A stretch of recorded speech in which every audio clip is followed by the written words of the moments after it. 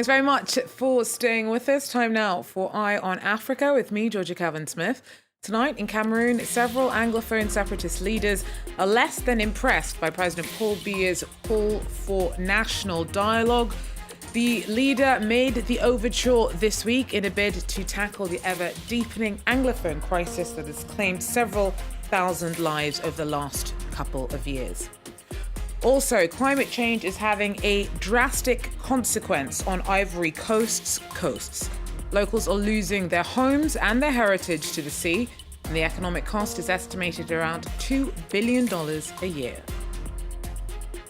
And Tunisia gears up for presidential elections this weekend. For many disillusioned with politics, though, they're trying to assess their options, especially the state of the economy and chances for social mobility. Neither looks particularly good. We hear from our correspondents in the country. But first, in Cameroon, several Anglophone separatist leaders have been less than impressed by President Paul Biya's call for national dialogue. Biya made the overture on Tuesday evening. It's supposed to have happen before the end of the month and include political, civil and religious representatives. But critics say that genuine negotiation is impossible if Anglophone separatists aren't given a seat at the table. Secessionist leader Julius Ayak Tabe was sentenced to life this year, and as long as he's behind bars, talks are unlikely to make much headway.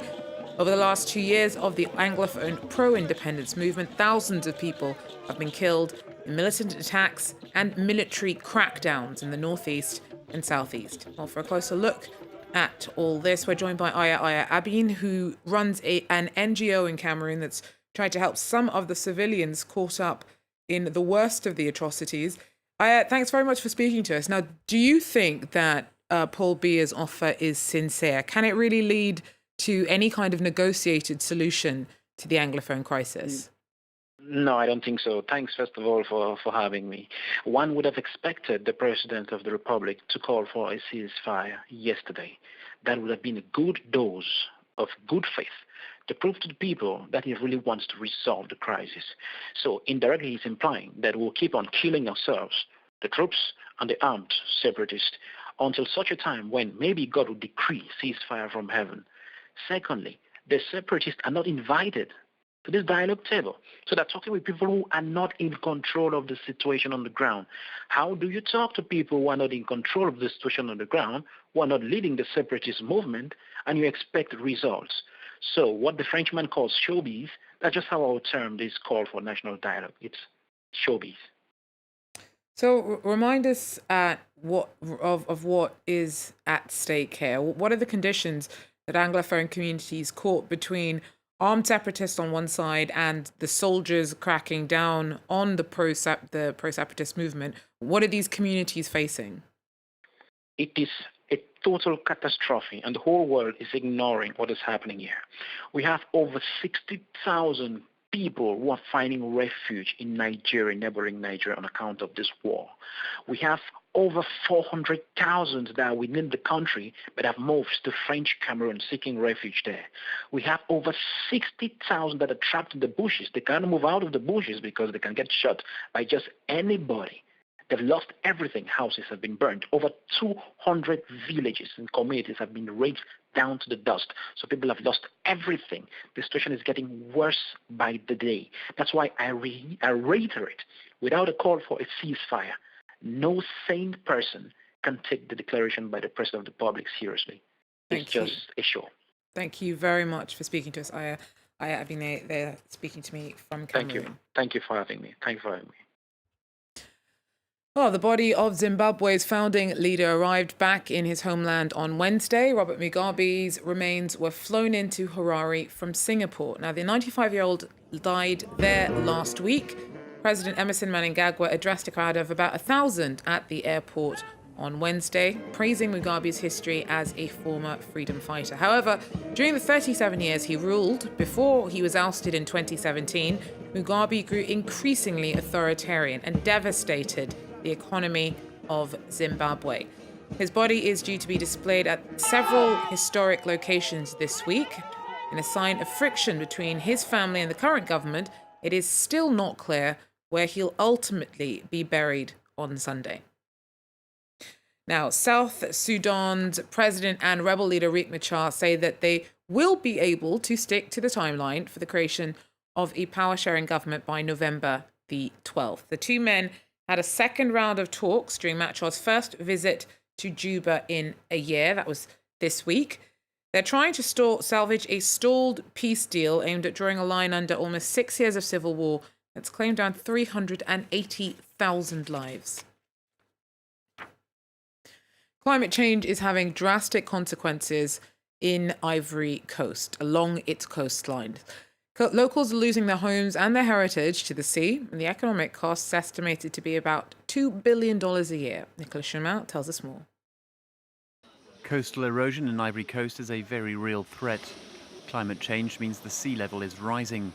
Here, near Abidjan, every year land is receding at an average of 1 to 2 meters a year.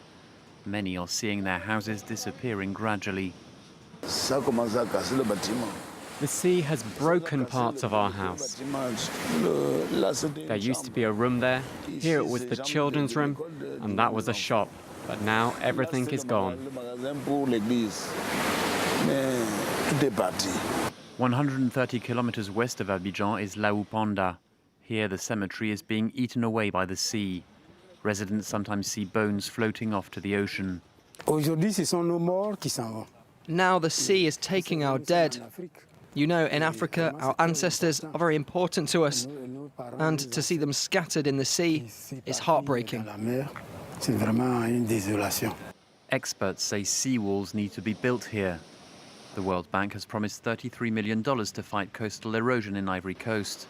According to the international institution, no West African country has suffered more from coastal degradation than Ivory Coast. Now, Tunisia is gearing up for presidential elections this Sunday, and parliamentary votes are scheduled for early October. For many disillusioned with politics, it's a time to assess things, especially the economy and social opportunity, both of which leave much to be desired. Our correspondent sent us this report. In Bir Ali bin Khalifa, several kilometers away from the city of Sfax, Tunisia's economic hub, communities are still waiting for change. Unemployment pushes young people out of the country, often through irregular migration. Maktouf is a day laborer. His son died 2 years ago when the smuggler's boat he was in sank on the way to Europe. My son had training. He worked as a plumber, as an appliance repairman. But at the end of the day, work was scarce. And on top of that, he was either paid badly or not at all. In the town's cafes, unemployed graduates bide their time. Some have been looking for work since the 2011 revolution. Out of Tunisia's 600,000 unemployed, more than a third are university graduates. Ramzi studied to be a philosophy professor, but has never taught. Corruption has increased a lot since the revolution, and we get nothing without giving something. That's why young people's hopes have faded since the revolution. In the capital, older workers are also suffering from the crisis. Between 2011 and 2015, more than 1,500 industries closed their doors. Workers at this company that makes diapers have been idle for the past 3 months. Their boss simply vanished without explanation. For those of them who voted in 2014, today, politics is no longer a priority. When you end up without a salary, totally invisible, without anything, I think politics is the last thing you worry about.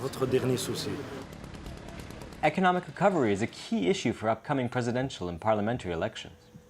If we don't solve the unemployment crisis, sooner or later we'll have a social explosion. We have to reinvest in all kinds of infrastructure. Look at the water cuts which recently happened, the electricity cuts. Why does this happen? Because public investment is dead. The state no longer invests.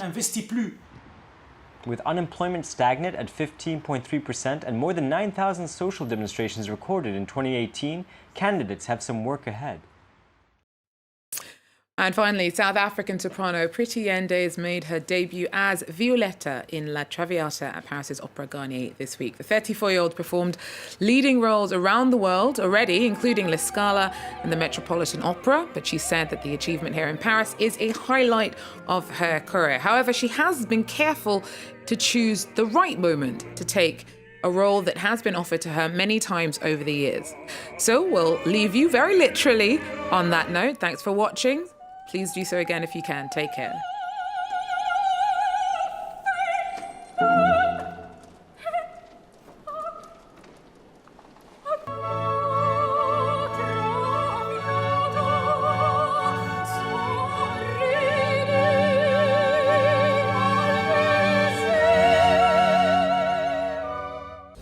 they're known for their cuisine and saying hello with a kiss. They only work 35 hours per week, when they're not on strike, that is. How true are these clichés about France? Every week, Florence Villeminot tears apart stereotypes. Join us for insight into French culture and current events to understand what makes the French so unique. French Connections, presented by Florence Villeminot on France 24 and France24.com.